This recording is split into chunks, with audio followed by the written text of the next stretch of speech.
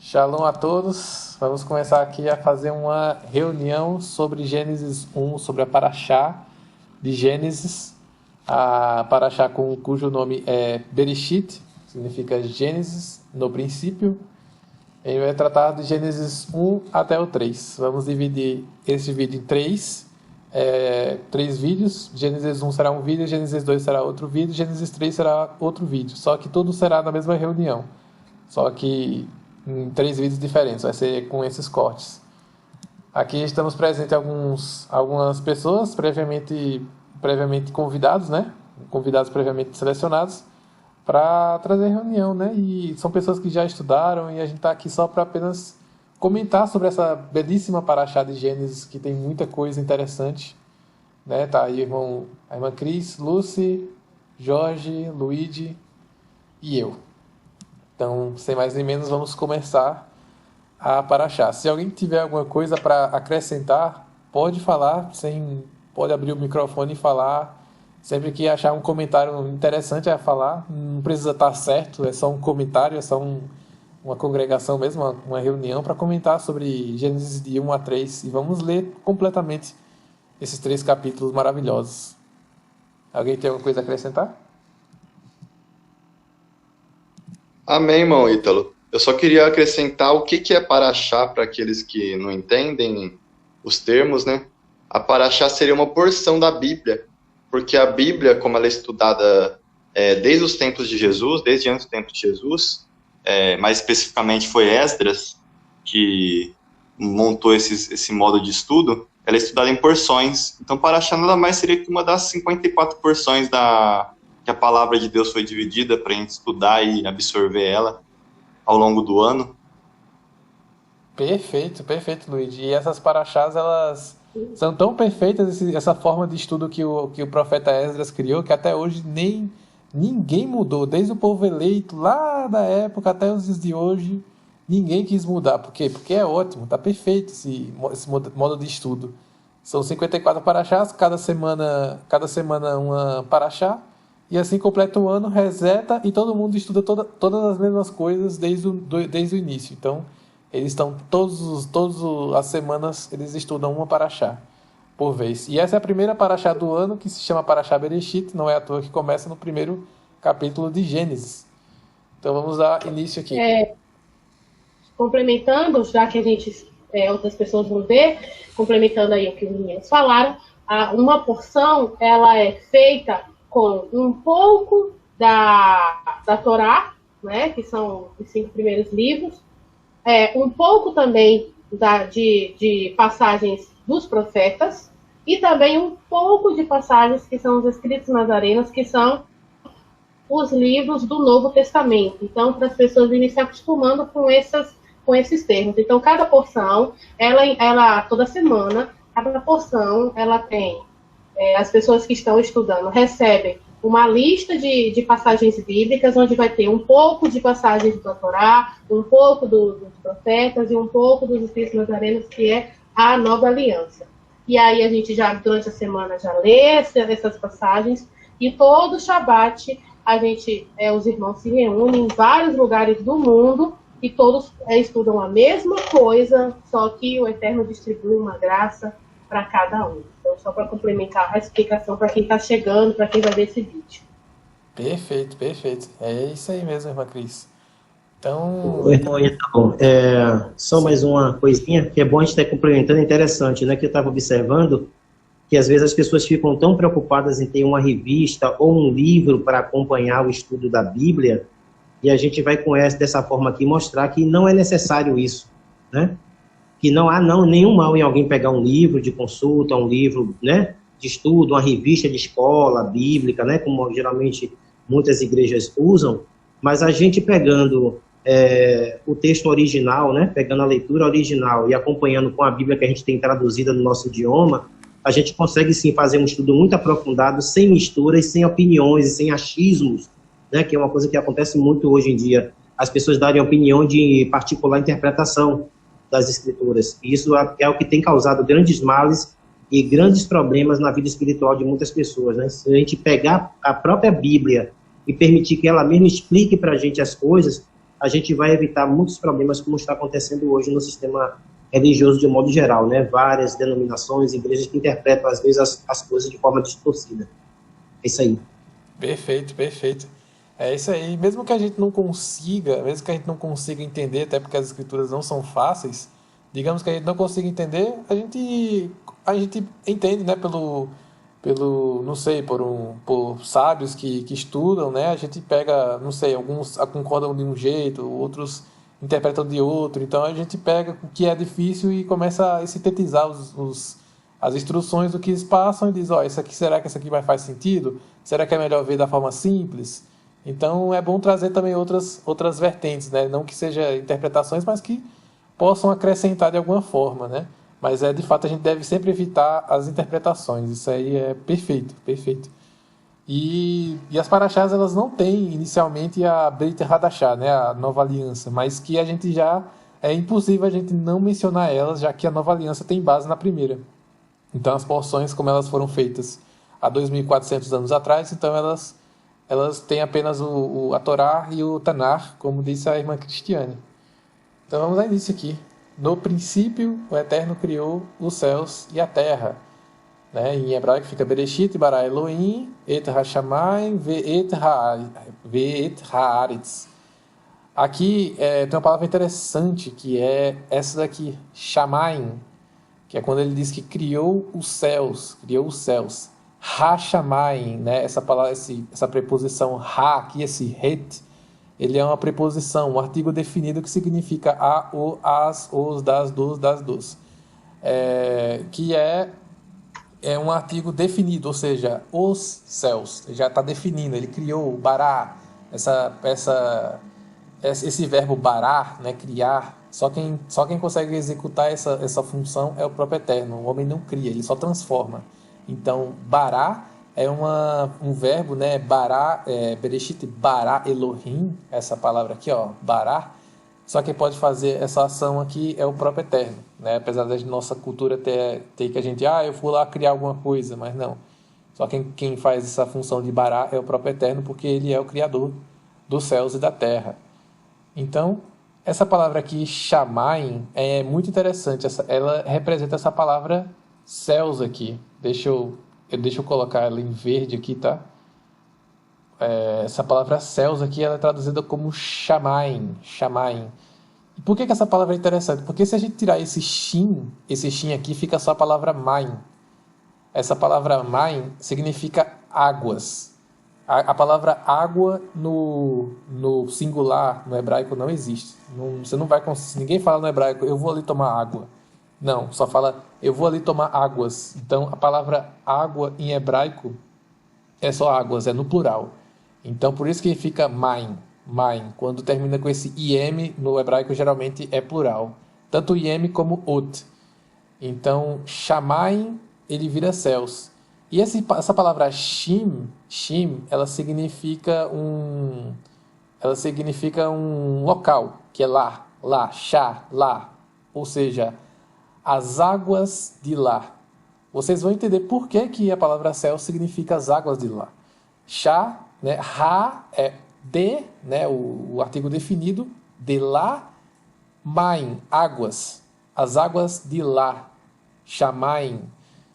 Essa é uma parte muito interessante. Esse versículo 1, ele não necessariamente ele está no princípio. Esse aqui não está aqui começou primeiro no versículo 1 e depois passou para o versículo 2. Não, essa parte aqui, ela é apenas um título. Como você vai colocar um título em alguma coisa, você coloca o que aconteceu. Né? Só que os céus só foram criados depois. E a terra também foi criada depois. Tanto que a terra aqui estava sem forma e vazia. Então não tinha nada, era só abismo. Mas existia. Ela estava sem forma e vazia. E os céus só foram criados depois. Então aqui não está numa sequência. Então, no princípio, o Eterno criou os céus e a terra. Bereshit bara Elohim ve'et hashamayim ve'et haaretz. A terra, entretanto, era sem forma e vazia. Ou seja, a terra existia. Então isso aí a gente já entendia, a terra existia. Mas ela estava o quê? Sem forma e vazia. A escuridão cobria o mar. Opa, então a gente já entendia que tinha escuridão, tinha mar e tinha terra. Então já tinha 3 coisas que já existiam no crepúsculo antes da própria criação, que envolvia toda a terra. E o Espírito do próprio Eterno, a palavra aqui é Espírito, né? Essa palavra Espírito é uma coisa que meio que não existe, né? Mas é uma forma que a gente traduz da forma grega, mas essa palavra Espírito não é a melhor tradução, mas é o Ruach, que é, deixa eu pegar aqui, Ruach, Veruach Adonai, o Espírito do Eterno, porque essa palavra Espírito já dá uma ideia de meio que do grego, né? Essa palavra Espírito da questão imortalidade da alma, mas essa palavra Espírito do Eterno, o Ruach HaKodesh, né? O vento, é o mover do Eterno, ou seja, essa palavra em hebraico dá uma ideia de vento, sopro, algo que você não consegue ver, mas ela existe. Um espírito de ira, um mover de ira. Quando alguém se ira contra uma pessoa, eu não gosto dessa, essa pessoa começa a ficar com muita raiva, ela está com um mover de ira. Então, do mesmo jeito, nós temos um mover dentro da gente, assim como o Eterno também tem um mover dele. E esse mover dele estava rondeando as faces do mar, pois não existia nada, só existia terra sem forma e vazia, e tinha o quê? Escuridão e o mar. Então a água já existia antes de tudo, já existia no princípio. Antes de ele haver criado tudo, só existia o quê? Água, escuridão e a terra sem nada, vazia. E o Espírito do próprio Eterno se movia sobre as faces das águas. E o Eterno disse o quê? Haja luz, e houve luz. E houve luz. E viu o Eterno que a luz era tov, era boa. Tov. E separou a luz das trevas. Nós vemos aqui que ele está separando algo diferente uma da outra. Uma coisa é a luz, outra coisa é as trevas. São coisas diferentes. Então ele separou a luz e as trevas. E isso é Tov, isso é bom. Isso é ótimo. Por quê? Porque são coisas diferentes. Tudo aquilo que é diferente e você separa é ótimo. Então, esse foi o primeiro dia. Chama o Eterno a luz dia. Aqui você vê a Yom, o dia. A luz ele chamou de Yom, dia, né? E as trevas, as partes escuras, né? Que ele fez a separação da luz e das trevas e viu que isso era bom, né? E chamou as trevas de quê? As trevas ele chamou de Laila. As trevas chamou de noite. Em hebraico aqui encontramos a palavra Laila, noite. E houve então a Erev, essa palavra aqui, Erev e Boker. Aqui a palavra Boker, o primeiro dia. Ou seja, o primeiro dia houve a separação das trevas e da parte clara. Então, essa parte que começou, ele começou aonde? Ele começou no crepúsculo, depois ele viu que eram as trevas, ou seja, estava as trevas, ou seja, a noite, e depois fez luz. Então passou a parte escura, o dia começou com a parte escura, aqui já está dizendo tudo, ó. Aqui, havia o quê? Escuridão, trevas, havia escuridão, e houve luz. Você vê que o dia começou por onde? Pela luz ou pelas trevas? O dia começou pelas trevas, não começou pela luz, o dia começou pelas trevas, e houve luz quando ele disse, haja luz, e houve luz. E viu o Eterno que a luz era boa e separou a luz das trevas. E isso era bom, porque ele separou duas coisas distintas. Se fosse duas coisas iguais, talvez não fosse boa. Chamou o Eterno a luz dia, e as trevas chamou Laila. Yon, Laila, e houve então a Erev e a Boker, a tarde e a manhã. A tarde aqui, em hebraico, é Erev. Só que esse termo Erev, ele significa a parte escura, que é alguns tradutores colocam noite. Eu acho que é mais correto, porque tem que explicar o calendário hebraico. O calendário hebraico é basicamente assim. A tarde, ela é de um crepúsculo ao outro crepúsculo da parte escura. Então, das 5 horas da tarde até as 5 horas da manhã é Erev. E a parte totalmente escura, quando está totalmente escura, é Laila. A gente, na nossa cultura grego-romana, no calendário do Gregório, nós entendemos que a parte da tarde ela seria das 12 horas da tarde até as 6, só que isso não é bíblico. Essa parte aí é simplesmente na nossa cultura. A gente não, no calendário hebreu, isso não existe. Então isso é algo que trouxe de Roma. Esse calendário é um calendário romano. Então acaba que isso acaba criando muita confusão nos leitores que leem em português, que alguns entendem que é para guardar o Shabat só a parte clara, mas isso aí não tem base nenhuma. Alguém quer falar alguma coisa? Ítalo, então, sobre essa parte do crepúsculo mesmo, eu não sei se eu entendi direito, porque, assim, da forma que você colocou, porque o que eu entendi é o seguinte, que o crepúsculo, ele é uma pequena porção de tempo, porque ele não é nem dia pleno e também ele não é noite. É aquele momento em que o sol já está praticamente se pondo, ainda existe uma luminosidade, mas o sol está se pondo no horizonte, mas também ainda não é noite. Então, o crepúsculo seria esse momento. Eu me lembro que Moré Felipe ainda falou ainda que existe uma palavra hebraica que, se você digitar no Google, ele vai abrir a sua cidade, ele vai dizer qual é o momento do crepúsculo. Nós somos assim, que o pôr do sol começa, vamos inventar aqui, começa aí às 5h30, vai chegar às 6h10. Então, são 40 minutos de crepúsculo, digamos. E isso é um detalhe interessante, é como se fosse uma partezinha do dia separada, né? Também adentra aquela questão que a gente falou, comentou essa semana, sobre o que é citado, né?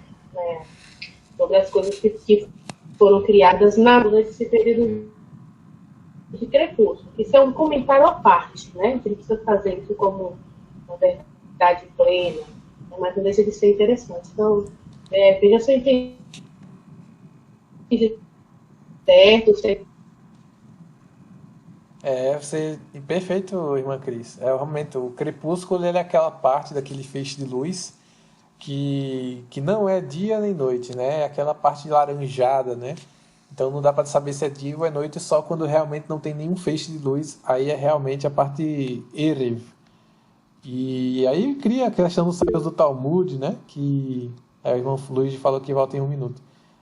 Então cria aquele misticismo, né, dos judeus, que eles ficam interpretando ali o que foi que aconteceu ali no crepúsculo, né? E fica uma discussão interessante, né?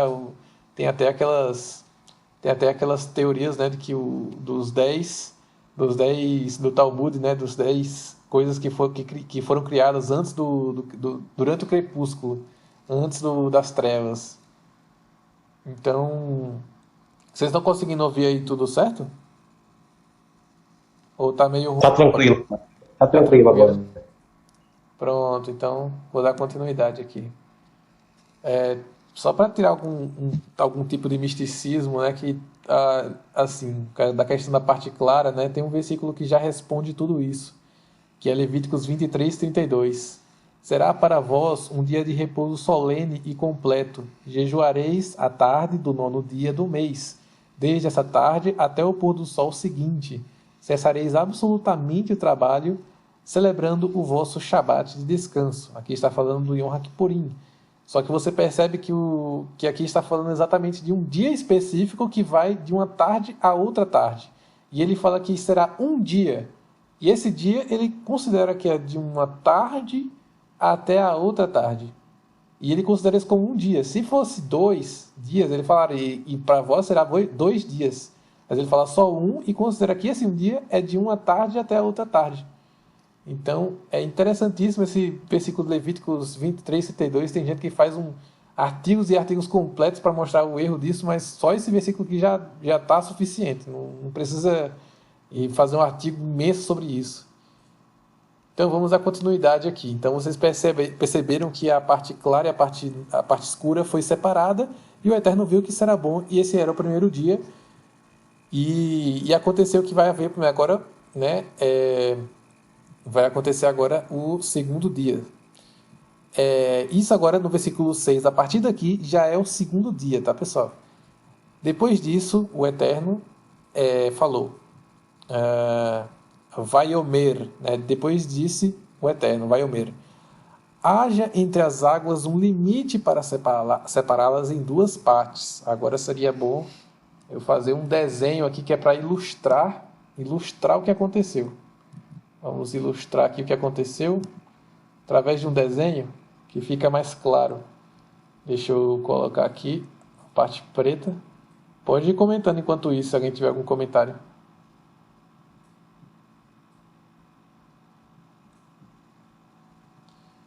Vamos colocar aqui.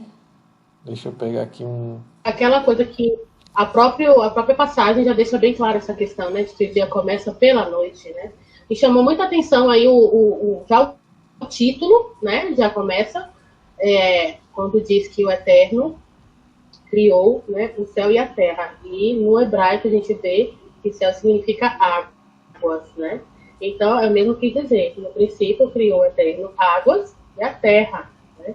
Então, assim, até mesmo desse entendimento que nós temos de terra plana, só serve assim como mais uma afirmativa disso daí, né? Então eu consigo imaginar uma imensidão de água, onde dentro tinha terra, né? E ele fez essa separação, mandou água para um lado, água para cima, água para baixo, uma expansão, e a terra apareceu, né? Eu achei, só de imaginar, porque assim, é praticamente concebível, é fantástico isso aí. E aquela passagem e quando fala mesmo que a terra apareceu, eu fico imaginando, assim, a terra seca, né? Então, aquela passagem de Moisés que eu comentei ontem com vocês, pessoal, das pessoas atravessando, em que Moisés deu ordem ali, né? Para abrir o Eterno, foi quem fez aquilo, na verdade. Para mim, serve também como um exemplo de como pode ter sido, se você ver assim, um mar, né? Na verdade, não é bem um mar. E profundo, né? E que com a autoridade aquilo se afastou e eles puderam atravessar. E se eu não me engano, essa passagem também diz que eles atravessaram com terra seca, se eu não me engano. Me corrijam se eu estiver errada. Mas me parece que eu li isso também. Então a gente fica vendo como o Eterno é maravilhoso em tudo que ele faz, né? Ele faz algo aqui e lá na frente você vai encontrar outras passagens que vão se conectar com aquilo ali. Então, a cabeça da gente expande, né? E a gente consegue entender. Eu acho isso fantástico. Perfeito, perfeito. Deixa eu colocar aqui firmamento. Aqui, firmamento. Então, era isso aqui. Não existia só água na terra, né? Houve separação de luz. Aí pronto, essas águas que tinha na terra, quando ela estava sem forma e vazia e apenas escuridão, elas foram separadas aí com águas de cima e águas abaixo, como o Cristiane falou aí no princípio, né? E o que aconteceu aqui, ó? Haja entre as águas um limite, um firmamento. Então, este é a ráquia que ele está citando aqui. A palavra ráquia é essa daqui, tá, pessoal? Essa ráquia aqui, ó. Red, Kuf, Yud, Ain, ráquia, que é exatamente um firmamento, que é colocado também, né, acho que tem uma ráquia também, é chamada do kippah, né? Eu não vou conferir ainda essa questão do kippah que os judeus colocam na cabeça, tem a ver com isso também. Esse domo aqui, né? Domo ou firmamento, ráquia. E essa ráquia, ela serve para quê? Para separar as águas que estão acima e as águas que estão abaixo. Por isso, né, por esse motivo, que até quando teve o dilúvio e as comportas do céu se abriram, saiu água. Por quê? Por que as comportas do céu se abriram e saiu água? Porque tinha água acima do firmamento. Então, se tem água acima do firmamento e você abre a comporta disso, o que vai sair do firmamento? Óbvio que vai sair água. Não tem outra coisa para sair. Se tinha água e a comporta de lá que servia para isso, a ráquia, ela serve exatamente para isso, para comportar essas águas de cima. Se ela abriu, então óbvio que vai descer nada mais além de água. Então desceu exatamente aquilo, água. Então desceu água e aconteceu o dilúvio. Não só as comportas do céu, como também as comportas... Opa, deixa eu pegar uma coisa mais leve aqui. As comportas... Nossa, aqui ficou muito grande.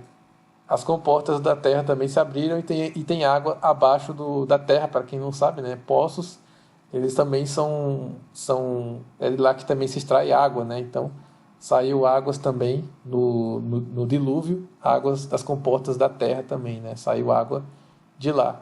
Então, foi daí que surgiu as águas do dilúvio, as águas primordiais e as águas de baixo também.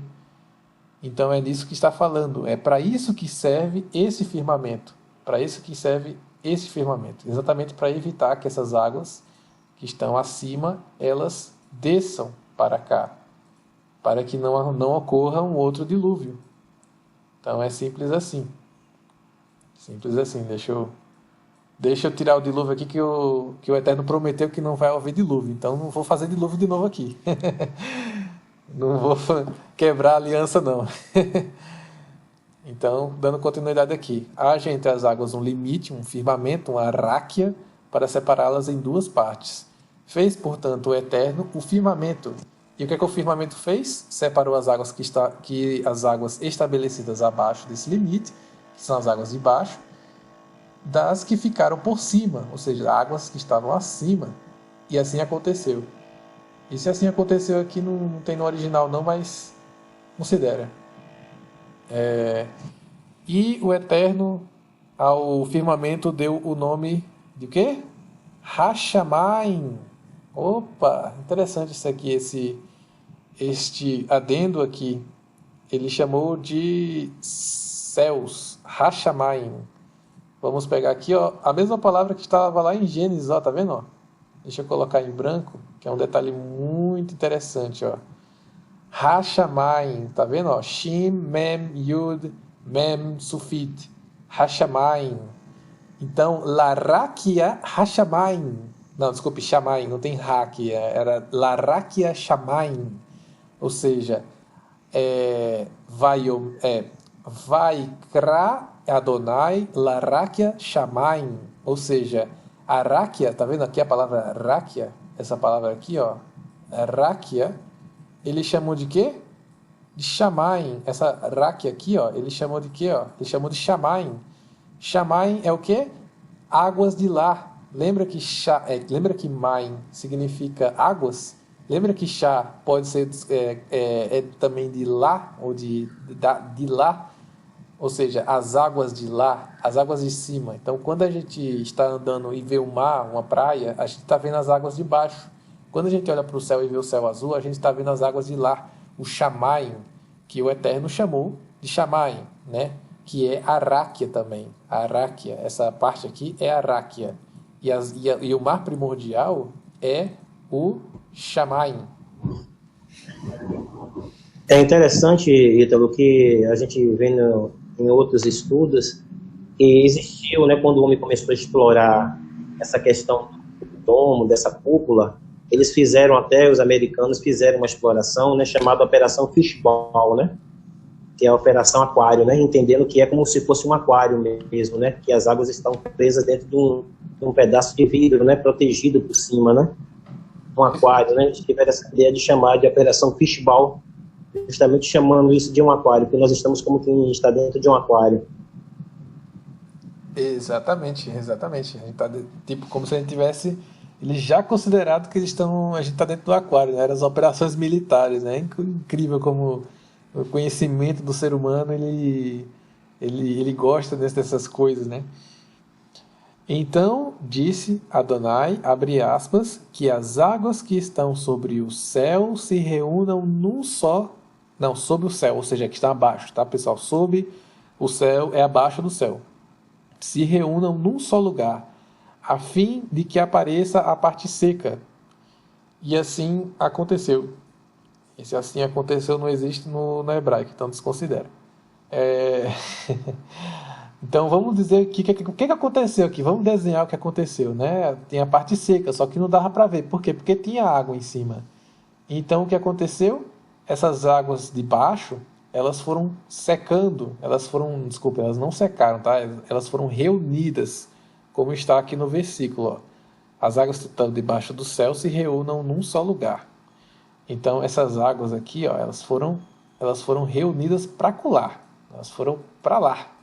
O Jorge uma vez falou, rapaz, eu fico impressionado quando estou num avião e observo o mar tem tanta água, bicho, e aquelas águas não invadem de jeito nenhum a terra, né?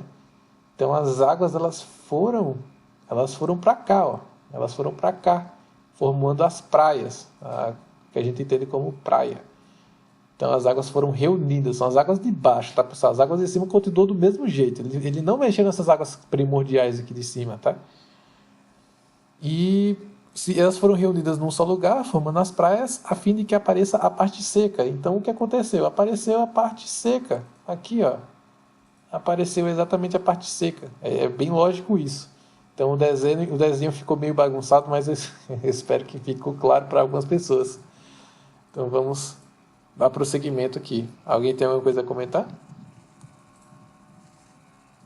Eu quero ler aqui Provérbios, só 3 versículos de Provérbios que falam sobre exatamente isso aqui.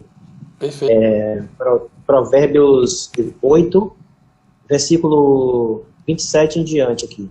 Quando ele estabeleceu os céus, lá estava eu. Quando delineou o horizonte sobre a superfície do abismo. Quando fixou as nuvens em cima e estabeleceu as fontes do abismo. Quando determinou as fronteiras do mar, para que as águas não ultrapassassem o seu ordenamento, quando assinalou as balizas dos alicerces da terra.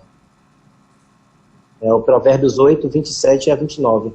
Ele fala justamente sobre isso que está em Gênesis aí, né? Que Deus, ele colocou tudo isso em ordem, né? As nuvens, o céu, fixou o abismo, né? As fontes do abismo, e determinou fronteiras, ele limitou o mar, né? Para que ele não passasse mais dali, daquele momento, daquele espaço ali, para que deixasse a parte seca sempre realmente livre, né?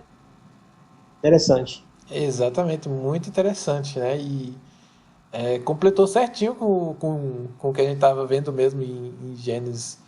Muito interessante essa passagem de Provérbios. Se eu não me engano, tem mais de 400 passagens tratando sobre isso. Então é uma coisa muito bem explicada nas Escrituras. Apesar de algumas pessoas ignorarem, né? Mas vamos desconsiderar, né?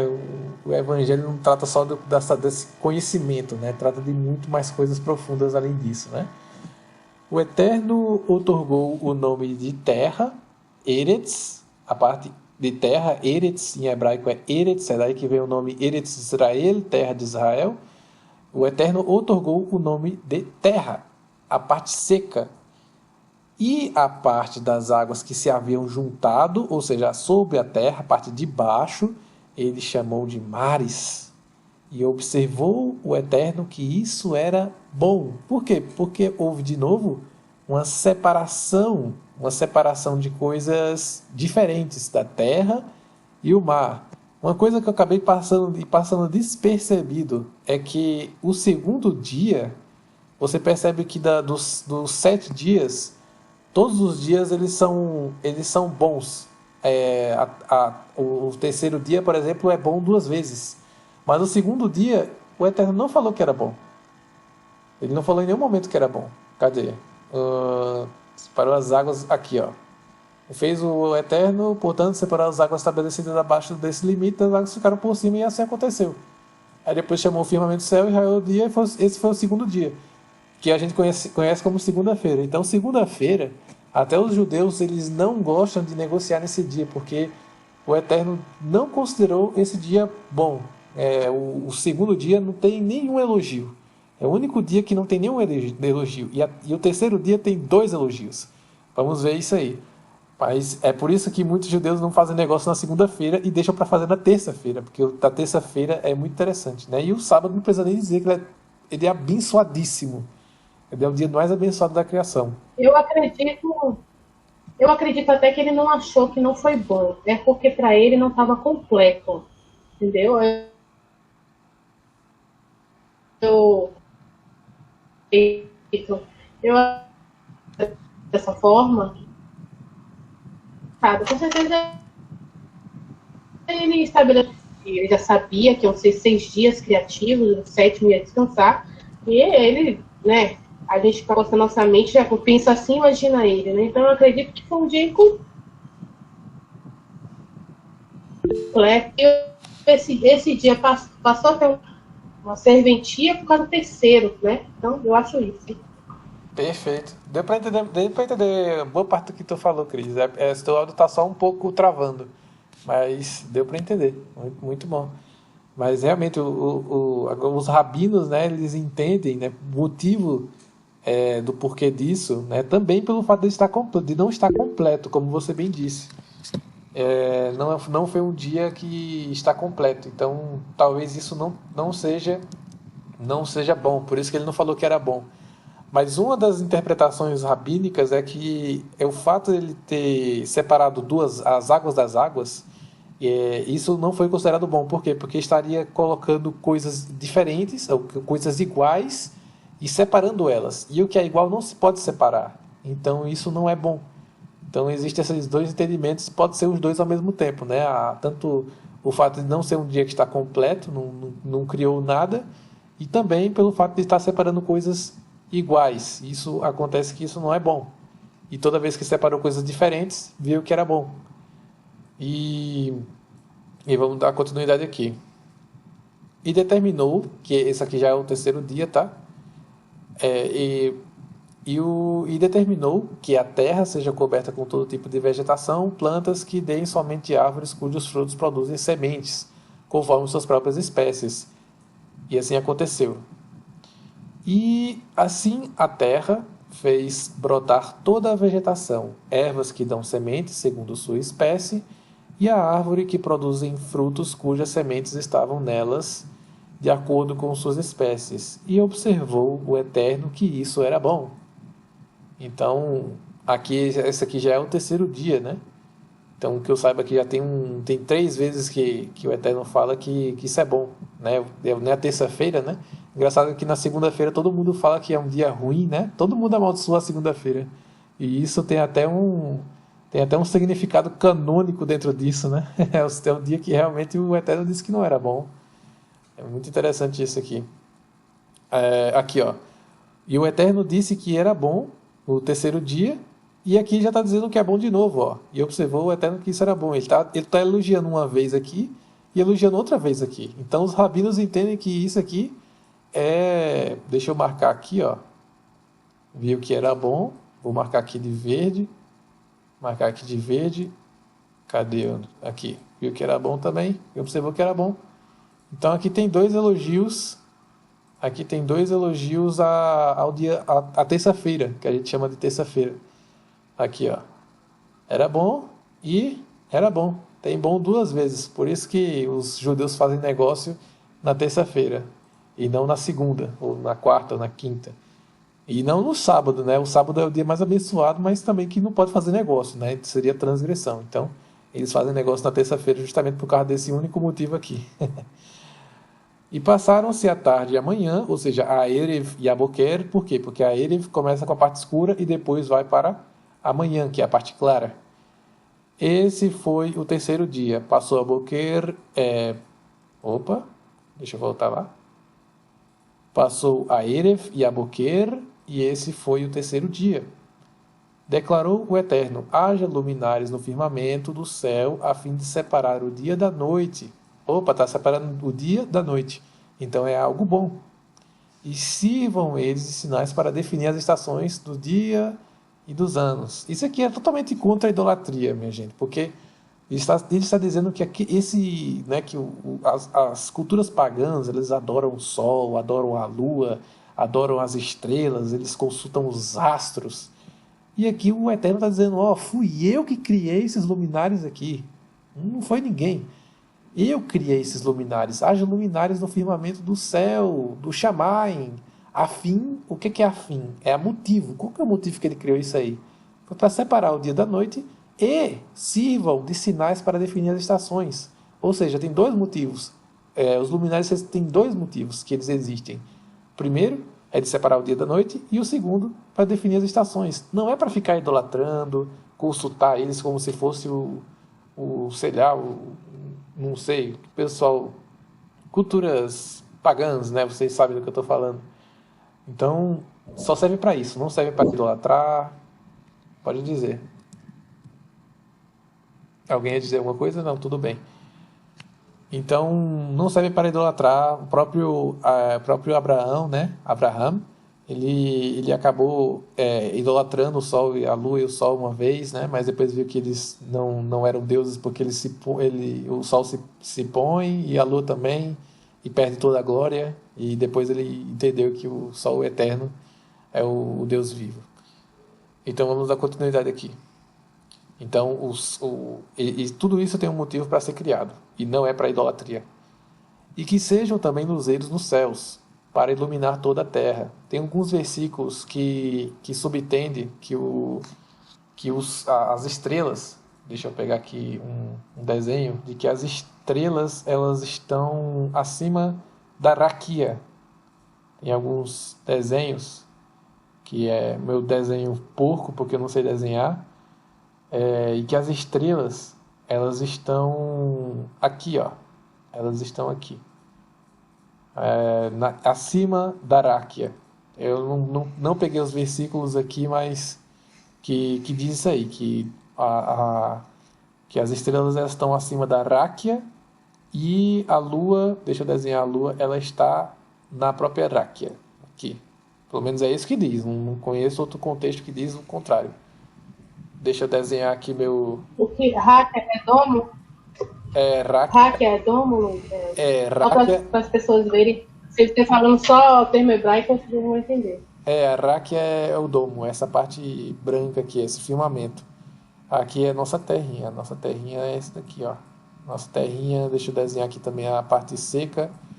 Então é o meu caranguejo aqui, que a Cristiane falou que isso aqui é um caranguejo. Não, isso aqui é o meu sol. As estrelas estão acima do firmamento, como alguns versículos dizem, mas eu não anotei aqui para poder passar. Mas que elas estão acima do firmamento. E é isso que as escrituras dizem. Então vou dar continuidade aqui. E o Eterno fez 2 grandes luzeiros, o maior para governar o dia e o menor para regular o andamento da Laila, da noite. Eu acho que não era para ter apagado o desenho não, mas porque já estava ali os 2 luzeiros, né? Mas fica assim mesmo, vamos adiantar. E formou também as estrelas que estão acima do firmamento. O Eterno colocou todas essas luzes no Shammai, no céu, a fim de iluminarem toda a terra. Aqui, ó, Hashamai, tá vendo? Hashamai, é céus mesmo. Para dirigirem o andamento do dia, do Bayon e da noite. Ve Balaila. E fazerem separação entre luz e escuridão. Então é para isso que o Sol e a Lua servem, para fazer essa separação entre luz e escuridão. Eles não servem para serem idolatrados. E observou o Eterno que isso era tov, que isso era bom. Aqui, ó, que tov, que era bom, que, portanto, era bom. Porquanto ele era bom, observou que era bom. Passando-se a tarde, a Erev e a Boquer, esse foi o 4º dia. Passando-se a tarde e amanhã, esse foi o 4º dia. Então, o 4º dia, ele é bom. Ele não é o 3º dia. O 3º dia, ele é bom 2 vezes. Segundo as escrituras. Por que estava escrito isso, eu não sei. Só dá pra gente conjecturar que era isso, né? Então, o 4º dia era Tov. Disse também o Eterno, fervilhem as águas, um fervilhar de seres vivos, e que as aves voem acima da terra sobre o firmamento, a ráquia do céu. E assim aconteceu. A ráquia do céu. Aqui, ó. Ráquia Hashamayim. Vê? Ráquia Hashamayim. O firmamento do céu. Você vê que realmente ele está utilizando o contexto que ele estava explicando nos versículos anteriores. Ráquia Shamayim. Então ele explicou que cada coisa é. A ráquia, ele é o limite, a expansão, aquele limite que separou entre as águas de cima e as águas de baixo. E o Shamayim é os céus, aquilo que a gente observa, a água primordial e a ráquia. E tem uma parte interessante aqui que vai acontecer no versículo seguinte. Dessa forma, o Eterno criou os grandes animais, vou falar depois porque eu marquei isso aqui de vermelho, aquáticos. Isso aqui não está no hebraico. E os demais seres vivos que povoam as águas, em conformidade com muitas espécies, e todas as aves também, de acordo com suas espécies. E observou o Eterno que isso era Tov. Aqui, ó. Que Tov, que tov, que isso era bom. Agora a parte interessante aqui é que, não sei por qual motivo, mas ocultaram o, o Taninim. Ah, deixa eu pegar aqui a palavra. Hataninim, et Hataninim, Ha-Gidolim. Isso aqui é os crocodilos. O Eterno, isso aqui é o primeiro animal citado nas Escrituras. O primeiro animal citado nas Escrituras é o crocodilo. Só que eles traduziram aqui como os grandes animais aquáticos. Só que isso aqui é interessante. Deixa eu pegar aqui, ó. Opa. Deixa eu pegar aqui. Ctrl C, por exemplo. Vou explicar o que é um taninim. Taninim é isso aqui, ó. Ah, já está aqui, ó. Taninim, aqui, ó. Crocodilo. Taninim. Isso é um taninim. Agora, por que alguém traduziu isso como os grandes animais aquáticos? Eu não sei. Se alguém puder me explicar. Hagedolim, os grandes crocodilos. Por quê? Porque no Egito Antigo, nas culturas pagãs, eles entendiam que o crocodilo ele era um inimigo de Deus. Ele era um animal tão majestoso, tão forte, tão amedrontador, que ele era o inimigo de Deus. E o Eterno já deixa claro aqui no versículo 21 para essa cultura egípcia cair por terra. Eu criei os crocodilos. Ele não está falando dos crocodilos, os grandes crocodilos. É esses que vocês acham grandes. Fui eu que criei. Ele já está logo acabando com essa idolatria de que os crocodilos, né, das culturas pagãs que endeusavam um crocodilo. Não, ele está dizendo, eu criei os crocodilos. Então, é uma coisa muito interessante aí. Eterha taninim. Sim, pode dizer. Eles tinham mania de sentenciar pessoas à morte jogando aos crocodilos, né, no rio. Jogavam as pessoas, atiçavam pessoas condenadas para que os crocodilos devorassem. Exatamente. As culturas pagãs, elas sempre tinham esse entendimento de que existia um Deus bom e um Deus mau, e esses dois deuses combatem entre si. Isso aí não existe, né? Eles ficavam endeusando os animais. A própria cultura egípcia, ela endeusava muitos animais. Você vê pelas as próprias imagens, você vê que eles colocam sempre um animal na cabeça e o ser humano embaixo, considerando que os animais eles estão acima e os seres humanos estão abaixo, né? Então, os egípcios eles tinham essa ideia errônea. Agora, tinha uma coisa que os egípcios não faziam. Eles não comiam carne de porco, porque até os egípcios pagãos entendiam o quão imundo a pessoa fica quando ela come carne de porco, carne imunda. Então, eles têm uma cultura de que se alguém comesse carne de porco, ninguém podia nem casar com essa pessoa, contrair em matrimônio, porque ela iria se contaminar junto com ela. Então, os porcos não eram feitos para comer no Egito. Eles não comiam porcos. Isso é uma cultura bem interessante, né? Isso aí, até eles, né? Até os pagãos não comiam porcos. Eles nem sacrificavam os porcos para os seus ídolos. Os ídolos não sacrificavam animal kosher para os ídolos pagãos, porque até eles consideravam os porcos imundos para os ídolos. Dessa forma, o Eterno criou... Interessante. Irmão Ítalo, muito interessante. Mas, voltando no ponto anterior, é interessante a gente pensar na parte da adoração, porque a gente vê que os povos pagãos, eles sempre pensaram em adorar seres inferiores, né? Porque você vê que Deus ele foi criando em níveis de criação. O primeiro dia, ele criou a luz, depois ele criou os céus e a terra, depois dividiu, fez a separação, no segundo dia o firmamento, né? No terceiro dia os céus e a terra, se não me engano, agora de cabeça. Aí no terceiro dia é as plantas, né? No quarto dia é os astros celestes. E no quinto dia, que a gente está agora, seria as aves e os animais aquáticos. E depois vai ser os animais, né? Terrestres e o homem. Então a gente vê que o ser humano é a última coisa criada. Ele foi criado no sexto dia e no final do sexto dia. Então o ser humano ele só poderia adorar o ser superior a ele, que só tem um, que é o Eterno, né? Ele não poderia adorar um ser inferior.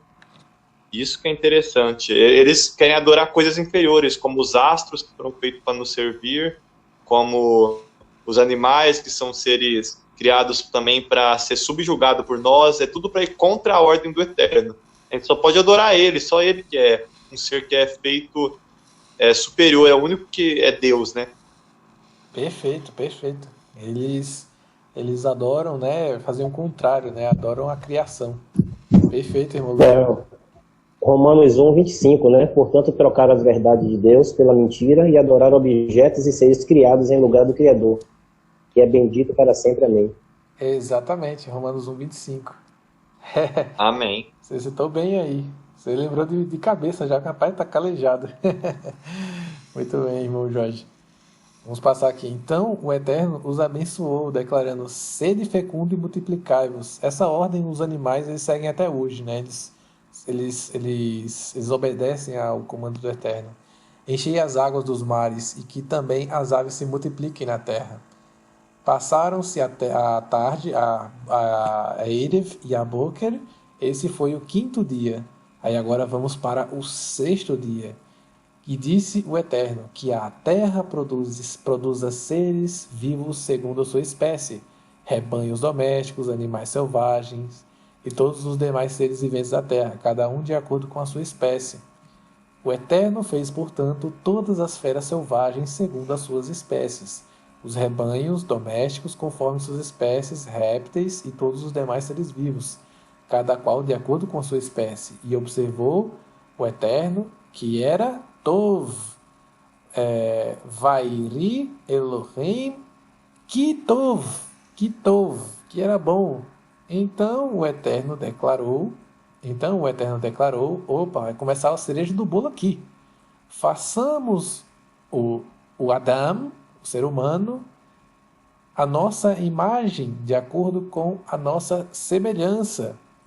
Dominem eles sobre os peixes do mar, sobre as aves do céu e sobre os grandes animais e todas as feras da terra, e sobre todos os pequenos seres viventes que se movem rente ao chão. Primeira coisa interessante aqui, façamos o ser humano, o Adam, a nossa imagem, de acordo com a nossa semelhança. Em hebraico, essa palavra aqui, a nossa imagem e a semelhança, aqui no caso, são duas palavras idênticas. Eles são sinônimos, então é só uma forma de acrescentar e deixar claro que é a imagem.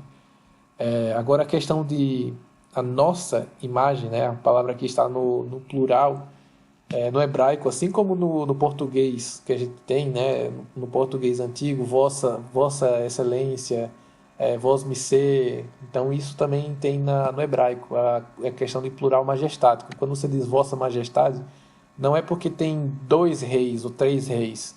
Não, vossa majestade no plural é porque esse rei é majestoso. Então ele é colocado no plural. Isso aí é uma expressão idiomática, né? Que é conhecido como plural majestático. Como hipopótamos. Hipopótamos também é um plural majestático, porque ele é um animal, um animal muito majestoso. Então ele hipopótamos no hebraico, ele é chamado no plural, só que não significa que toda vez que você for olhar para um hipopótamo tem mais de um. Não, é porque o hipopótamo é majestoso. Tem também na literatura rabínica de que essa passagem aqui está se referindo à nossa imagem referente aos anjos que ele já tinha criado. Então isso aí é um comentário rabínico, de que não seja que considerando o plural majestático, mas que seja referente aos anjos.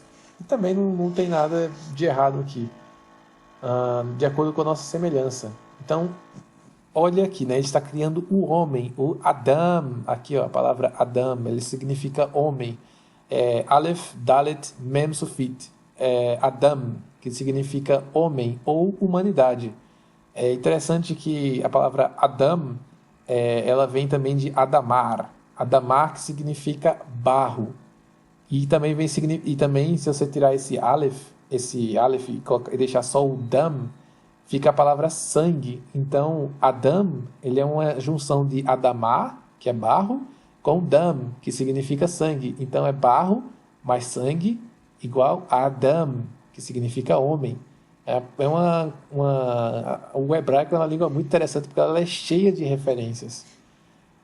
Dominem eles sobre os peixes do mar, sobre as aves do céu, sobre os grandes animais e todas as feras da terra, e sobre todos os pequenos seres viventes que se movem rente ao chão. Ou seja, o homem ele é para dominar sobre todos os animais, até os menores que você encontrar, nós fomos feitos para dominar sobre eles. Agora, o que aqui não está dizendo?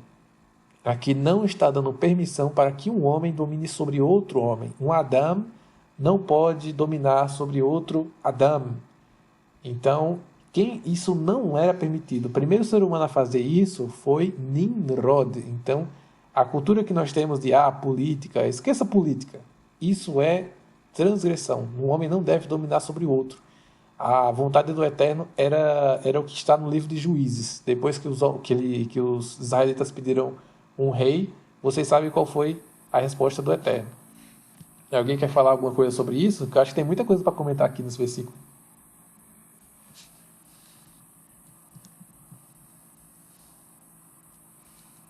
Cristiane, eu acho que acabou caindo. Mas é todo mundo ouvindo aí? Amém, estou ouvindo sim. Eu também estou ouvindo. Perfeito. A Cristiane caiu, mas ela já volta. Cristiane falou aqui, né? É um caranguejo sim. Interessante, né? Que foi ela que fica falando que o meu sol parece um caranguejo. O Eterno, portanto, criou os seres humanos à sua imagem e à semelhança os criou. Macho e fêmea os criou. O Eterno os abençoou e lhe ordenou: sede férteis e multiplicai-vos, povoai e sujeitai toda a terra, dominai sobre os peixes do mar, sobre as aves do céu e sobre todo animal que rasteja sobre a terra. E acrescentou o Eterno: eis que vos dou todas as plantas que nascem por toda a terra e produzem sementes, e todas as aves que dão fruto com sementes, esse será o vosso alimento. Quer falar sobre isso aqui, irmão Jorge? Oi, irmão Ítalo, eu queria fazer uma observação antes na criação do homem aí, que é uma coisa que realmente isso prende também muitas pessoas na dúvida, né? A maioria das religiões tendem a dizer que o homem é composto de 3 partes, né? Corpo, alma e espírito. Isso é uma confusão muito grande. E a narrativa bíblica deixa claro que Deus pegou o homem, né? Pegou uma parte do pó da terra, né? E moldou ali como um boneco, né? De barro. E soprou sobre as suas narinas, né? Soprou sobre ele, o seu espírito. E ele se tornou uma alma viva. E isso é uma coisa que passa cegamente por muitas pessoas e acha que colocou uma alma dentro do homem, né? Na verdade, o próprio homem é a alma viva. Então, isso é uma coisa que realmente, se a gente olhar em Gênesis com muito cuidado, a gente vai perceber que o homem não é uma formação de 3 partes, né? Se tivéssemos que defender, teríamos que dizer que é de 2 partes, né? De 2 partes, que é o pó da terra e o sopro de vida. E ele se torna uma pessoa viva, uma alma viva. Exatamente, perfeito. Amém. A gente não é aquilo que o Eterno nos entregou. Não, nós somos barro, mas o sopro de vida, a nefesh, em hebraico, a nefesh. Nós somos essa junção. Então tem gente que diz que a gente é espírito. Não, isso é cultura que veio lá de Aristóteles. Não. Platão, né? Então, Platão que deu essa ideia aí, né? Da alma eterna, né? A alma imortal. Satanás que falou isso, né? Satanás foi quem falou dessa mortalidade. Foi ele que definiu o espírito. Então tem que tomar cuidado, que não é espírito. É nefesh. É a alma mais o barro. Então é isso que nós somos, né? A gente é pó da terra. A gente veio do pó e do pó nós viemos. Então não é para se ensoberbecer e dizer, eu sou imortal, eu sou um espírito. Esqueça isso. Esqueça a soberba da carne, esqueça que os homens inventaram. Isso é uma mentira do próprio adversário, essa foi a primeira mentira dele, de que certamente não morrereis. Então tem que tomar cuidado com isso aí. Não é espírito. Espírito é... E tá claro isso, né? O fôlego vai embora, acabou o homem vivo, né? Acabou o homem, acabou, volta pro pó, veio do pó e volta pro pó. Não tem soberba. O ser humano não tem a vida eterna. Irmãos, só vou dar uma midrash, né? Fazer um paralelo que eu acho muito legal com a nova aliança, né?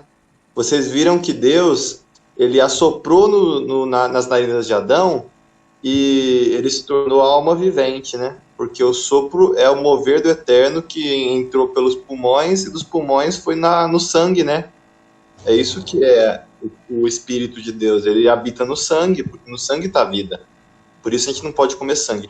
Mas a midrash que eu queria fazer é com Jesus Cristo. Jesus, a gente sabe, quando ele ressuscitou, o que ele fez nos apóstolos? Ele assoprou neles. Aquele momento que ele assoprou neles é claramente um paralelo com esse momento, né, que Deus ele fez com o homem para ele tornar alma vivente.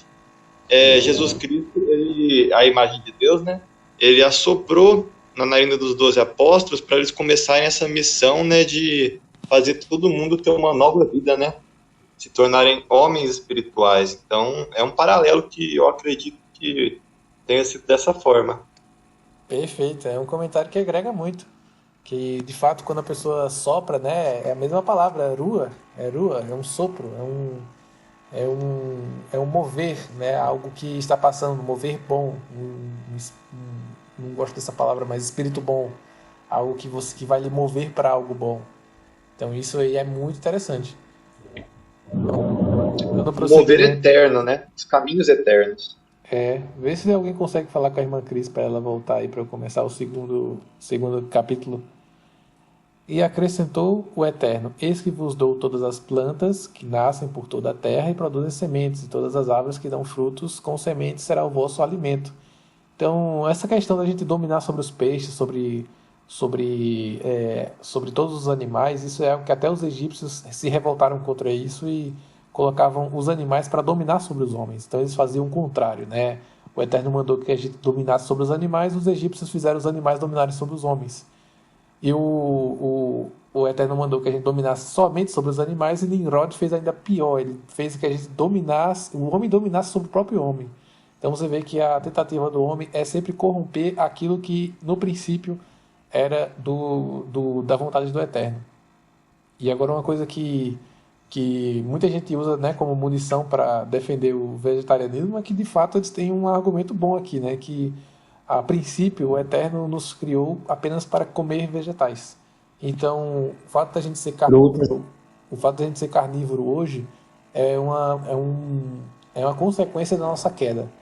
Então, o ser humano ele caiu e agora a gente come animais. Então, tem gente que é vegetariana e utiliza isso como argumento e não está errado, né? De fato, no princípio, a vontade do Eterno é que a gente comesse apenas vegetais. Essa é a vontade do Eterno. Agora, se isso é aplicável aos dias de hoje, aí já fica ao discurso das pessoas, né? Eu sou carnívoro, eu como carne mesmo, e se alguém quiser ser vegetariano, não vejo problema nisso, né? Não vou... E ainda tem um detalhe, né? Ainda tem um detalhe interessante que você olhou no versículo 30, né? Diz que para todos os animais selvagens, e para as aves e para os animais que se arrastam pelo chão, eu dou capim e verduras como alimento. Interessante que hoje a gente vê esses pets aí, né, pet shop, né, e o povo criou uma mania de, em nome da indústria, né, dar para os cachorros e para os animais só ração, e Deus deixou as verduras, capim, né, e outros alimentos também para os animais também, que os animais comem numa boa. Não, isso faz mal para o animal. É uma desculpa mais mentirosa, né, e criaram para poder realmente fomentar a indústria, né, dos pet shops, essas coisas aí. Exatamente. Então... E isso faz um mal. Esses alimentos industrializados fazem um mal pro bichinho, viu? E só para comentar mais uma coisa sobre isso, só para fechar logo, a gente sabe que todos os animais que são kasher, eles têm uma alimentação vegetariana, uma alimentação que era como eles eram no princípio, né, no Bereshit, antes do dilúvio, antes do pecado, aliás, original. Perfeito comentário, irmão Luigi. Quando os animais que a gente come hoje, que é kasher, são exatamente os animais que mantiveram a ordem pré-diluviana, que é essa daqui, ó. Que todos os animais eles se alimentam de vegetais. A gente sabe que essa ordem já foi quebrada. Essa ordem é a natureza caída, agora os animais comem um ao outro. Até você olhar para o National Geographic, você vai ver um leão caçando outro bicho. Só que antes o leão comia palha. Então... isso era da natureza, isso que a gente vê é a natureza caída, mas os animais antigamente comiam os vegetais. É tanto que os animais que o Eterno permite, são exatamente aqueles que cumprem essa ordem anterior, que é a ordem do princípio. Alguém tem alguma coisa a acrescentar?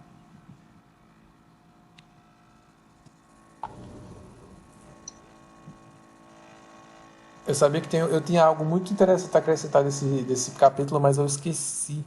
Sei que tinha algo que eu ia falar sobre, mas eu acabei esquecendo.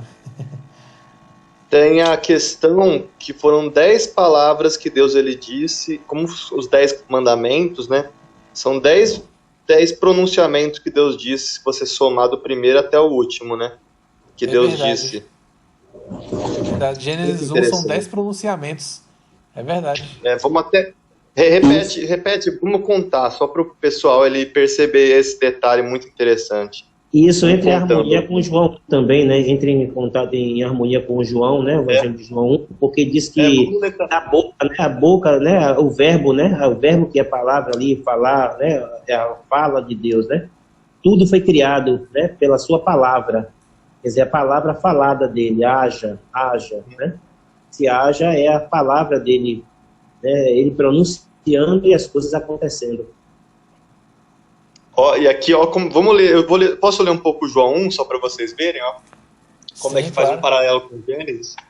E no princípio era a palavra, e a palavra estava com Deus, e a palavra era Deus, no sentido de que Deus é um, né? O que ele fala é ele, porque ele é indivisível. Ele estava no princípio com Deus. Todas as coisas foram feitas por ele, e sem ele nada do que fez se fez. Nada que foi feito se fez.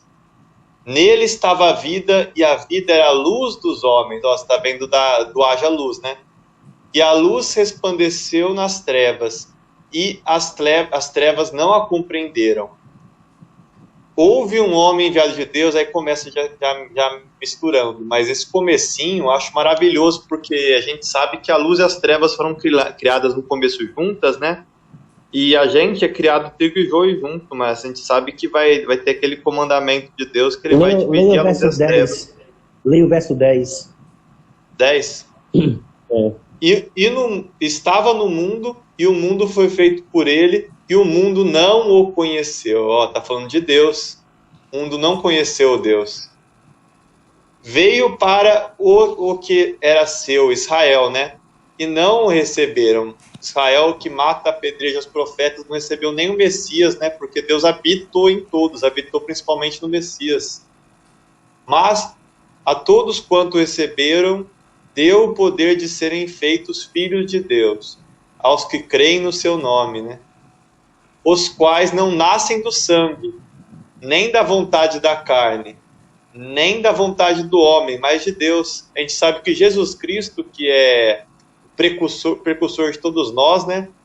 Ele não nasceu da vontade da carne, ele nasceu diretamente de Deus.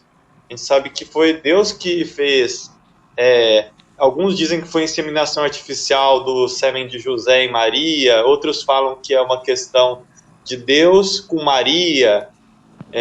Tem muito misticismo nisso, mas a questão é que não foi da vontade dos homens, foi Deus que fez gerar em Maria Jesus.